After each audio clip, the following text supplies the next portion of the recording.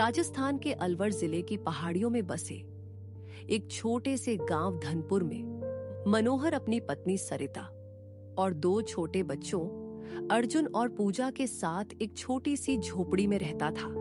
मनोहर पेशे से एक लकड़हारा था और वह बहुत मेहनत से जंगलों से लकड़ियां काट कर लाता और गांव में घर घर जाकर उन्हें बेच देता।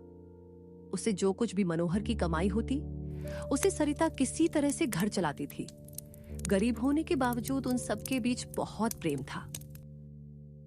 गर्मियों का मौसम पूरी तरह से जा चुका था और अब सर्दियों ने अपने पैर पसार लिए थे। यूं तो सर्दियों में अक्सर धनपुर का तापमान 2-3 डिग्री रहता था, लेकिन इस साल तापमान बहुत ज्यादा गिर गया था, जिससे ठंड बहुत जोरों से अपना कहर ढा रही थी। इस वजह से धनपुर के लोग ठंड के कारण बहुत ही ज्यादा डरे हुए थे।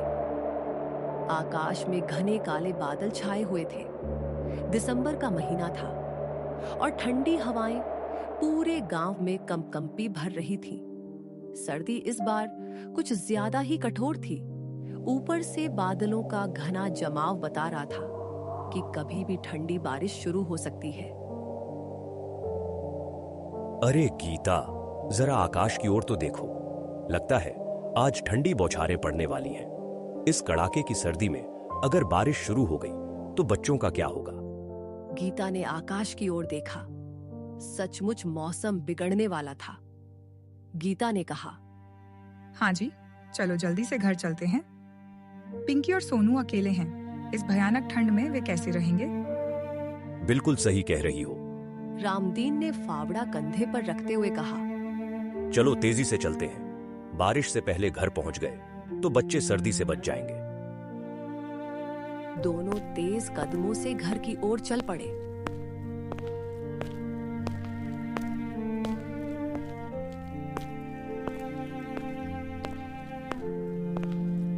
रास्ते में ठंडी हवाएं इतनी तेज चल रही थीं कि चलना मुश्किल हो रहा था। गीता ने कांपते हुए कहा, अजी और तेज चलो। सर्दी तो इतनी है कि हड्डियां जम रही हैं। ऊपर से अगर बारिश आ गई। हाँ, मैं जानता हूँ। बस थोड़ी दूर और है। लेकिन वे अभी आधे रास्ते में ही थे कि अचानक आकाश में बिजली चमकी और तेज गर्जना हुई। अगले ही पल ठंडी बूंदों के साथ बारिश शुरू हो गई। यह साधारण बारिश नहीं थी। यह बर्फीली ठंडक लिए हुए मूसलाधार बारिश थी, जो सर्दियों में कभी कभी पड़ती है। हे ऊपर वाले, यह तो बिल्कुल बर्फ जैसी ठंडी है। दोनों बारिश में भीगते हुए, ठंड से कांपते हुए किसी तरह घर पहुंचे। जब उन्होंने घर के अंदर कदम रखा तो जो नजारा देखा वह दिल दहला देने वाला था। घर की टूटी फूटी छत से बर्फीला पानी अंदर टपक रहा था। फर्श पर ठंडा पानी जमा हो चुका था और उसी ठंडे पानी में पिंकी और सोनू ठिठुरते हुए खड़े थे। उनके होंठ नीले पड़ गए थे और शरीर सर्दी से कांप रहे थे। अम्मा, पिंकी रोती हुई बोली, बहुत ठंड लग रही है। कब से इस पानी में खड़े हैं? हाय रे मेरे बच्चों, तुम दोनों तो जम गए हो। ये कैसी विपदा आ गई है हम पर? रामदीन ने निराशा भरे स्वर में कहा, गीता, हर साल मैं सोचता हूँ कि इस बार छत की मरम्मत करवा दूंगा, पर हालात ऐसे होते हैं कि पेट भरने के बाद कुछ बचता ही नहीं। गीता ने कहा, अब खड़े खड़े बातें करने का वक्त नहीं है। पहले इस ठंडे पानी को बाहर निकालो। देखते नहीं बच्चे कैसे कांप रहे हैं। रामदीन और गीता दोनों मिलकर बाल्टियों से पानी बाहर निकालने लगे। ठंड इतनी थी कि उनके हाथ सुन्न पड़ रहे थे। पानी बर्फ जैसा ठंडा था। किसी तरह पानी निकालने के बाद रामदीन ने घर में पड़ी कुछ सूखी लकड़ियां निकाली। उसने कहा, इन्हें सुखाकर अलाव जलाते हैं, नहीं तो आज रात यह सर्दी जान ले लेगी। गीता ने लकड़ियों को कपड़े से पोंछा और अलाव जलाने की कोशिश की। कई कोशिशों के बाद आखिरकार एक छोटी सी आग जली। उन्होंने बच्चों को आग के पास बिठाया। अम्मा, भूख लगी है। सोनू ने धीमे स्वर में कहा। गीता ने घर में रखे थोड़े से चावल निकाले और उन्हें पकाने लगी। बाहर बारिश तेज होती जा रही थी और ठंड और भी बढ़ रही थी।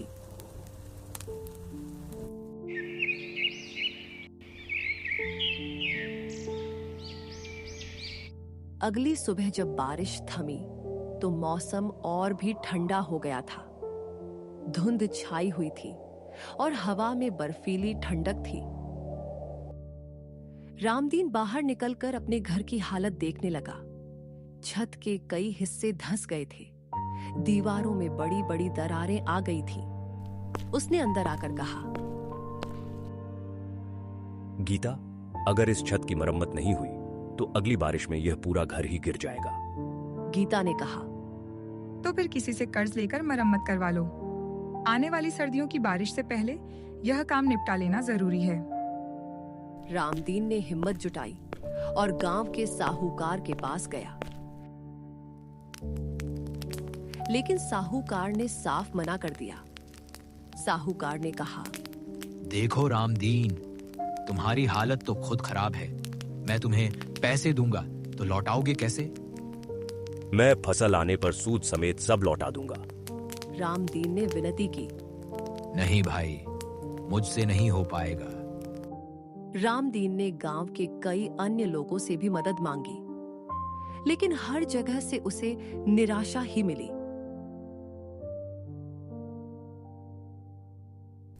थक हार कर वह खाली हाथ घर लौट आया। क्या हुआ? गीता ने पूछा। रामदीन ने निराश होकर कहा, कुछ नहीं बना, किसी ने मदद नहीं की। गीता की आंखों में आंसू आ गए। हे उपार वाले, हमने कभी किसी का बुरा नहीं किया, फिर भी मुसीबत के समय कोई साथ नहीं दे रहा।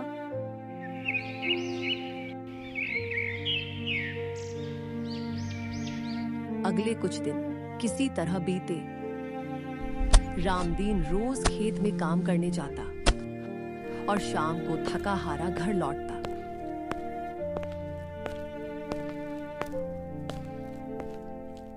गीता घर संभालती और बच्चों का ख्याल रखती। फिर एक दिन सुबह जब वे खेत जाने की तैयारी कर रहे थे तो अचानक मौसम फिर बिगड़ने लगा। आकाश में काले बादल छा गए और तेज ठंडी हवाएं चलने लगी। रामदीन ने चिंतित होकर कहा, गीता, लगता है फिर से बारिश आने वाली है, और यह ठंड, यह तो पिछली बार से भी ज्यादा है। हे ऊपर वाले, अब क्या होगा? गीता घबरा गई। तुम बच्चों के साथ घर में रहो, मैं गाय को चारा डालकर आता हूं। रामदीन बाहर गया ही था कि अचानक तूफान शुरू हो गया। ठंडी हवाओं के साथ बर्फीली बारिश इतनी तेज हुई कि कुछ दिखाई नहीं दे रहा था। तापमान इतना गिर गया कि लगता था जैसे बर्फबारी हो रही हो। अजी सुनो, गीता की चीख बाहर तक पहुंची। जल्दी आओ, घर की दीवार हिल रही है। गीता ने तुरंत बच्चों को उठाया और बाहर की ओर दौड़ी। रामदीन भी भागता हुआ आया और जैसे ही वे सब बाहर निकले, एक भयानक आवाज के साथ घर का एक बड़ा हिस्सा धराशायी हो गया। हाय ऊपर वाले, गीता चीख उठी। हम बच गए, वरना आज तो। रामदीन ने राहत की सांस ली। शुक्र है, सब सुरक्षित है। लेकिन अगले ही पर उसकी चिंता बढ़ गई। लेकिन इस ठंड और बारिश में कहां जाए? गीता ने कहा, चलो मोहनलाल, भैया के घर चलते हैं। वे आपके बड़े भाई हैं। इस मुसीबत में वे जरूर साथ देंगे।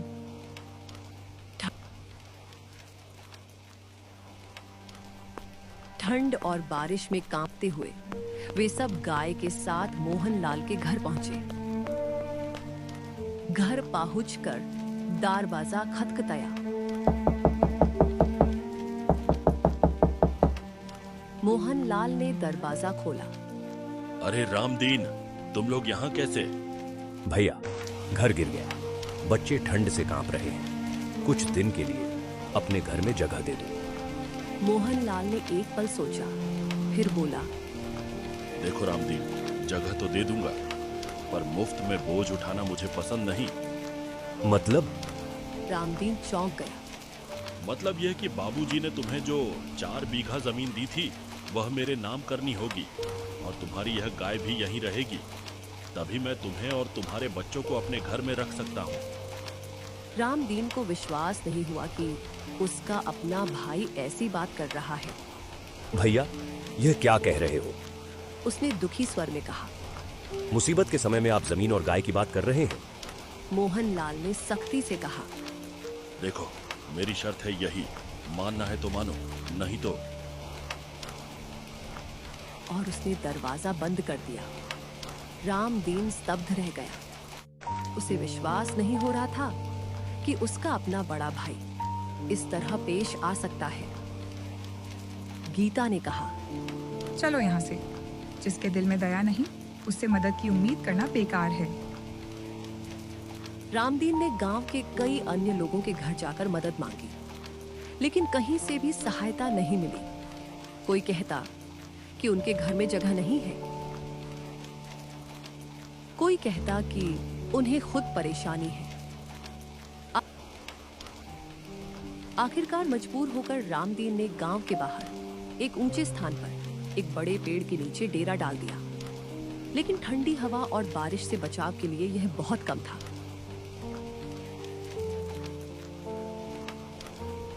रात भर वे सब ठंड से कांपते रहे।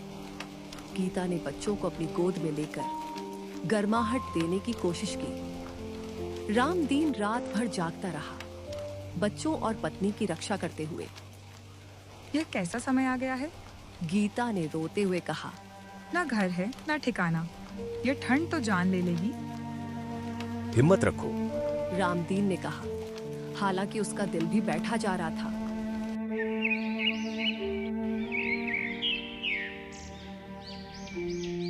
अगली सुबह जब रामदीन उठा तो उसे लगा कि पिंकी का शरीर बहुत गर्म है। उसने जोर से कहा, गीता उठो, पिंकी को बहुत तेज बुखार है। गीता ने पिंकी को छुआ। सचमुच उसका शरीर आग की तरह तप रहा था और वह ठंड से कांप रही थी। गीता घबरा गई। हे ऊपर वाले, यह सर्दी लग गई है इसे, जल्दी डॉक्टर के पास ले चलो। रामदीन ने पिंकी को उठाया और तेजी से गांव के अस्पताल की ओर दौड़ा। डॉक्टर ने जांच के बाद कहा, बच्ची को गंभीर ठंड लग गई है, निमोनिया की आशंका है। तुरंत इलाज शुरू करना होगा, लेकिन दवाइयां महंगी हैं। कितना खर्च आएगा डॉक्टर साहब? रामदीन ने पूछा।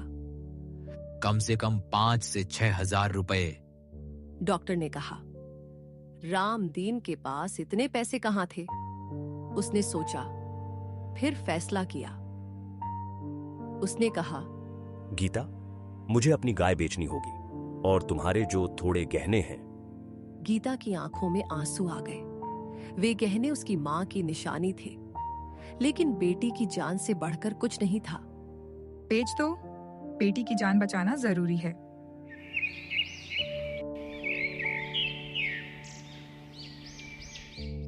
रामदीन ने उसी दिन गाय और गहने बेच दिए। उन पैसों से उसने पिंकी का इलाज शुरू करवाया। बाकी पैसों से उसने थोड़ा राशन और कुछ गर्म कपड़े खरीदे।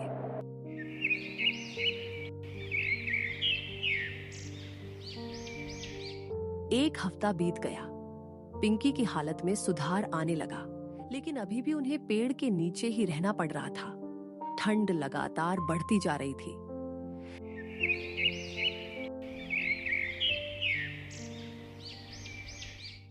एक दिन रामदीन काम की तलाश में निकला। गीता ने उसे 2 सूखी रोटियां और थोड़ा अचार दिया। यह खा लेना अगर भूख लगे, उसने कहा। रामदीन काम ढूंढते हुए गांव से बाहर निकल गया। दोपहर हो गई और उसे कहीं काम नहीं मिला। थक हार कर वह एक पेड़ के नीचे बैठ गया और रोटियां खाने लगा। तभी वहां एक बूढ़ी महिला आई। उसकी हालत देखकर लग रहा था कि वह कई दिनों से भूखी है। उसने कांपती आवाज में कहा, बेटा, 3 दिन से कुछ नहीं खाया। इस ठंड में भूख और भी ज्यादा सताती है। कुछ खाने को मिलेगा? रामदीन ने अपनी रोटियां देखी। वह खुद भूखा था, लेकिन इस बुजुर्ग महिला की हालत देखकर उसका दिल पिघल गया। अम्मा, लो ये खाओ। उसने अपनी दोनों रोटियां उसे दे दी। बूढ़ी महिला ने आशीर्वाद देते हुए रोटियां खाईं। फिर उसने रामदीन को ध्यान से देखा। बेटा, तुम्हारे चेहरे पर बहुत दुख है। उसने कहा। क्या हुआ, बताओगे? रामदीन ने सोचा कि इस अजनबी को बताने से क्या फायदा, लेकिन शायद बोझ हल्का हो जाए। उसने अपनी सारी कहानी सुना दी। बूढ़ी महिला ने गंभीरता से सुना। फिर उसने अपने कपड़ों में से एक छोटा सा पुराना थैला निकाला। बेटा, मुझे तुम जैसे सच्चे इंसान की ही तलाश थी। ये लो। रामदीन ने थैला खोला तो हैरान रह गया। उसमें कई सोने की मोहरें थीं। अम्मा, ये क्या है? वह चौंक गया। बेटा, मेरे पति जमींदार थे। बूढ़ी महिला ने कहा। ये उनकी बचत है। उनका देहांत हो गया और हमारी कोई संतान नहीं। मैं बूढ़ी हूँ, अब ये धन किस काम का? तुमने मुझ अजनबी को अपना खाना दिया। तुम्हारा दिल सच्चा है। ये धन तुम्हारा हक है। पर अम्मा।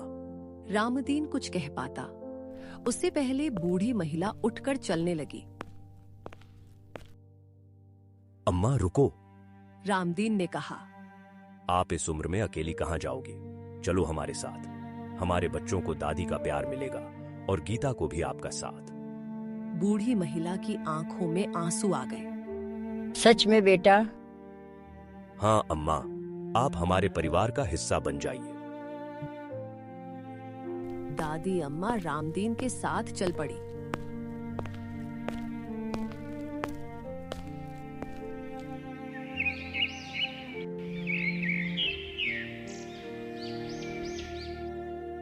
रामदीन ने उन सोने की मोहरों को बेचकर एक मजबूत पक्का घर बनवाया। उसने पक्की छत, मजबूत दीवारें और ठंड से बचाव के लिए ठीक से दरवाजे खिड़कियां लगवाईं। रामदीन ने अपना परिवार और दादी अम्मा को उस घर में बसाया। बचे हुए पैसों से उसने एक नई गाय भी खरीदी।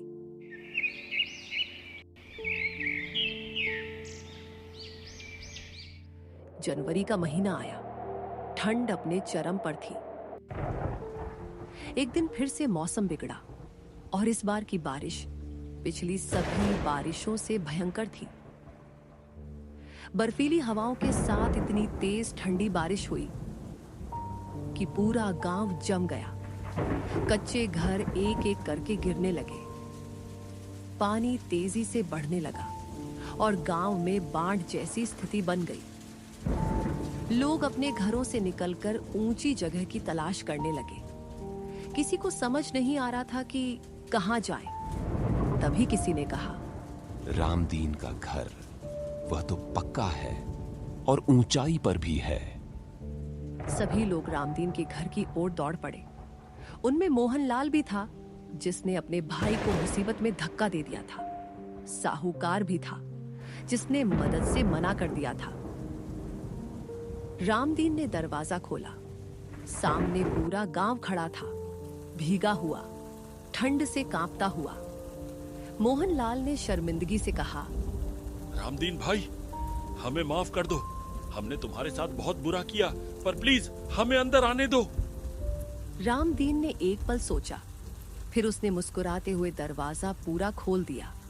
आइए, सब अंदर आइए। ये घर सबके लिए है।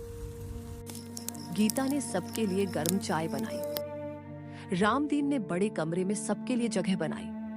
रात भर बारिश होती रही और तूफान चलता रहा, लेकिन रामदीन के मजबूत घर में सब सुरक्षित थे।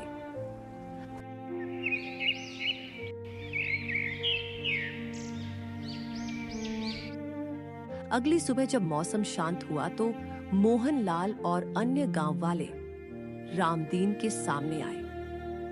भाई, मोहनलाल ने आंखों में आंसू लिए कहा, हमने तुम्हारे साथ जो किया उसके लिए कोई माफी नहीं है। तुमने हमें बचाया जबकि हमने तुम्हें अकेला छोड़ दिया था। भैया, रामदीन ने कहा, मुसीबत में एक दूसरे का साथ देना ही असली मानवता है। मैंने वही किया जो सही था।